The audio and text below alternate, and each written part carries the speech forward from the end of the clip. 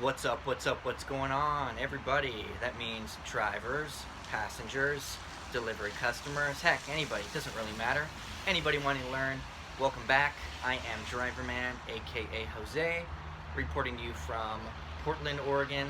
And today we're going to talk about how Uber and Postmates have sued in order to block that new, beautiful, lovely AB5 bill law that passed earlier this year. Now, that law, of course, we all know is set to go in effect on January 1st, which is tomorrow. Wow, guess what? It caught up to us. So, yeah, just a few months ago, it's like, oh, we got a few months, and now it's tomorrow. Yeah, time goes by quick. So, they are stating that this law basically violates federal and state regulations of equal protection and also due process. So, this law, of course, would completely affect and change the way that companies classify employees and independent contractors. All of these tech giants, the way that they engage with their independent workers. It would change this significantly by creating the strictest test in the nation. And of course, like many other times when something starts in the state of California, it tends to have a bubble effect into the other states. So that's what they're worried about, but mostly California. There are two independent contractors who have joined this lawsuit. One of them is an Uber driver and the other one is a Postmates delivery driver. The Uber driver has stated, hey, you're throwing my life and the lives of over 100,000 drivers into uncertainty with this new law.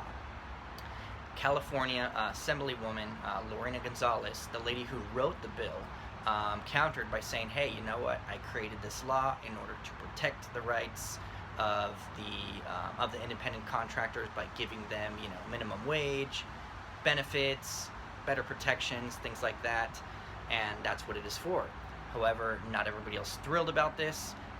Uber argues that, hey, there are many other types of industries that are exempt from this law, but you're not including Uber and rideshare and delivery companies in the exemption, and that's not fair. So, of course, they're doing whatever they can to stop this from occurring.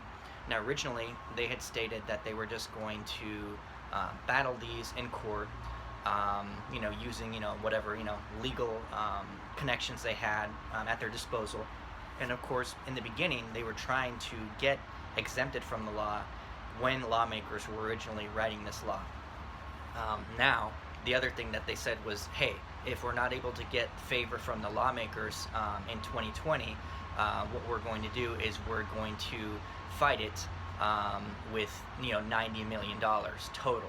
So of course we know they joined up with Lyft and DoorDash, $30 million each, so that they can get this overturned on the 2020 ballot if they're not able to get it changed before then.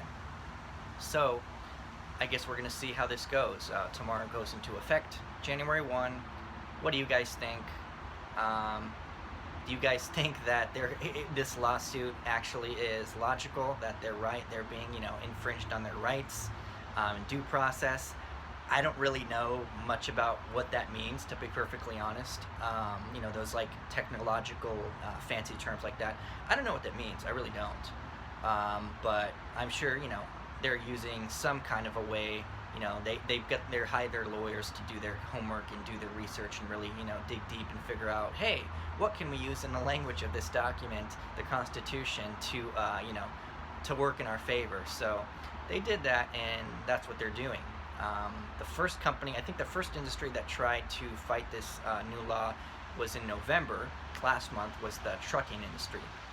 Now here Uber and Postmates are joining them in the fight, and they're just going to keep on doing whatever they can. Of course, as Lorena Gonzalez mentioned something along the lines of, oh yes, Uber will do whatever they can so that they can keep their executives bigger and bigger billionaires, and many drivers, way too many of the drivers sleeping in their cars, which many are, which is messed up. So yeah, I guess we'll see what happens, guys. This will be my last video of the year and of the decade, so I wish you guys all a awesome, fantastic, lovely, beneficial, fruitful, monetarily health-wise, family-wise. 2020, Happy New Year, and I look forward to continuing these in the new decade, 2020, baby.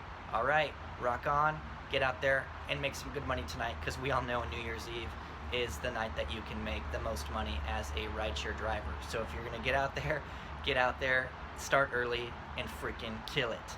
Boom, do it, baby.